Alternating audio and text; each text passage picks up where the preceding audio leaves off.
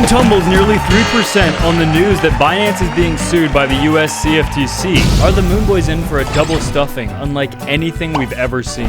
As one chart flashes a mega code blue, this is truly one of the biggest things you will ever witness. Right now, Bitcoin sits firmly within the bone zone. As just moments ago, news came out that CZ and Binance were being sued by the US CFTC. Bitcoin took a little itsy-bitsy tumble, but if we look even on something like the 3-day or 1-day chart, it barely looks like anything happened. So we're going to be jumping into a bunch of stuff here. This news is just breaking, and Bitcoin has seen a little itsy-bitsy pullback, but still at this very moment is firmly above 25,000 USD. As bears worldwide are begging for this news to get worse or for Bitcoin to start dumping on this news. There are people in this space that would prefer if Bitcoin got to 10,000 USD over anything just so they can be proven right? They would absolutely love. There are people in this space that would love if like Tether imploded, right? Or the craziest things you could ever imagine. And I think that's absolutely bananas. There are people actively within this community, probably even watching this video, that are rooting for Bitcoin to go to zero, which is absolutely insane to me. I mean, which if you're doing that and you follow Bitcoin content, honestly, find a new hobby. I just truly don't understand it. But even so, Bitcoin has barely budged on this news that Binance and CZ himself were being sued by the US CFTC. You would think that this kind of news would bring Bitcoin very low, but currently it's down literally not even dipping anywhere close to getting out of this range we've been in. I wouldn't even call this a dump, to be honest, right? I had to at the beginning because people are, I guess, maybe nervous. I mean, honestly, is anyone nervous about this? Nobody cares. The Fed is putting the economy in jeopardy, however, by not prioritizing the stability of the banking system.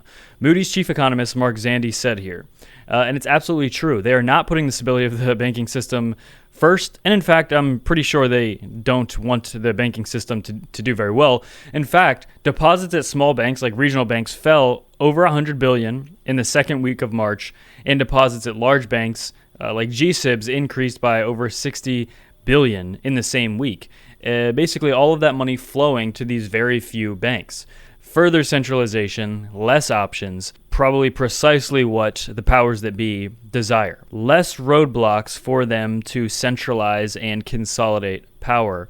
And as you know, maybe potentially introduce a CBDC as well. But here we have, by Stock Money Lizards, like clockwork, Bitcoin beginning its first pre-halving absolute bust in progress here. We see the halving coming in roughly only about 400 days, and we do often see Bitcoin have the ability to have an intra pre-halving absolute bust to the upside. And after the last year and a half of getting completely dumped on, it's very likely we continue to swing up here.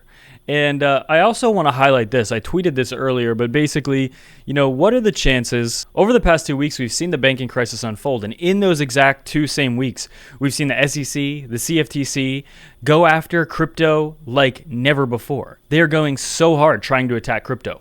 Why do you think that might be? Do you think potentially that they're getting very scared that people are realizing Bitcoin is the better option, and they're afraid that people will put their money in Bitcoin instead of these banks? The timing couldn't be any more suspicious, right? And I think it's fairly obvious. But, over the past 2 weeks, banks have been doing horrible, and Bitcoin has been attacked like it hasn't been attacked in a very long time. It's no coincidence, okay? It's no coincidence. Also, we see here, traders actually also pricing in a recession with the yield curve at the steepest monthly increase since October of 2008. 2008, not a very good time for the markets. I think you all know 2008.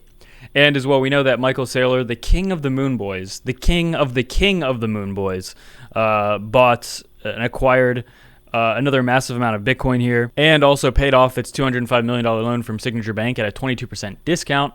So MicroStrategy definitely, I think they're even close to their break-even price at about, $29,000. So only about $1,000 or $2,000 away from breaking even.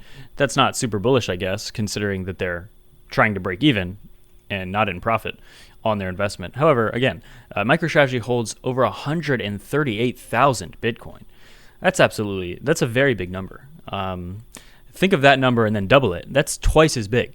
But also here we have a 3-month rolling basis Bitcoin hash rate. This is the third most aggressive upwards adjustment in the past 5 years. And it's only happened on 2 occasions that have been more substantial growth. Back in May of 2021, coming off the China ban, and after the 2019 bear market.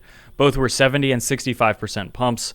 So very big. Another metric to keep an eye on as well. But if we take a look here also, the stock market today is miraculously trying to hold above this 1.5 year, nearly 2-year long trend line that dictates and determines if we're in a bullish or bearish trend for the stock market.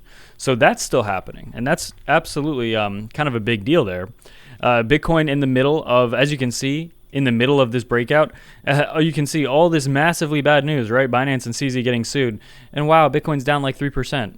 Not even at this very second. Nobody cares, right? Who cares? Very big stuff, but Bitcoin continues to trade within the bone zone. And this is the only thing I think really matters right now, the area between 25 and 32,000, where there's a very low level of historic volume. You can see here the only area of volume of any significance in that area is the $30,000 level, which we still sit very comfortably in. But as well, if we take a look at Bitcoin on the weekly chart, we're above all key weekly moving averages, continuing a potential gigantic falling wedge macro absolute bust out breakout to infinity and beyond. The DXY looks like complete garbage like always, although in fact it has set a higher low. And this will be interesting to see if it ends up getting rejected at this box again, this range where it did not do so well over the past 2 months there as well. So watching the DXY for that.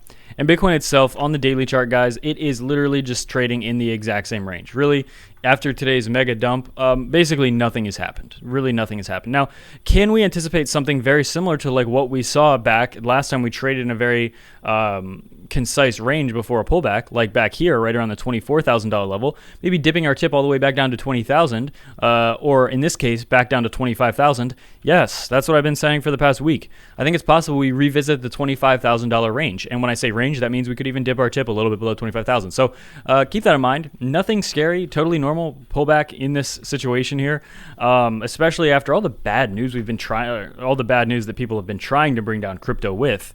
It is quite significant, but all that can change in the flip of a hat if another bank collapses or some other big breaking news. So much of this market right now is being driven by big news. Literally, we got a dip today because of CZ and Binance. We saw Bitcoin pump massively over the past 2 weeks, primarily, I think, heavily influenced by these banking collapses and the uncertainty in banks as people flock to Bitcoin.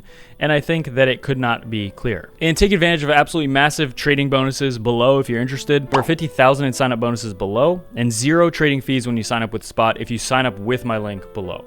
And there are also tutorials popping up and in the description as well. It takes 2 minutes to sign up. Without further ado, that's it for me.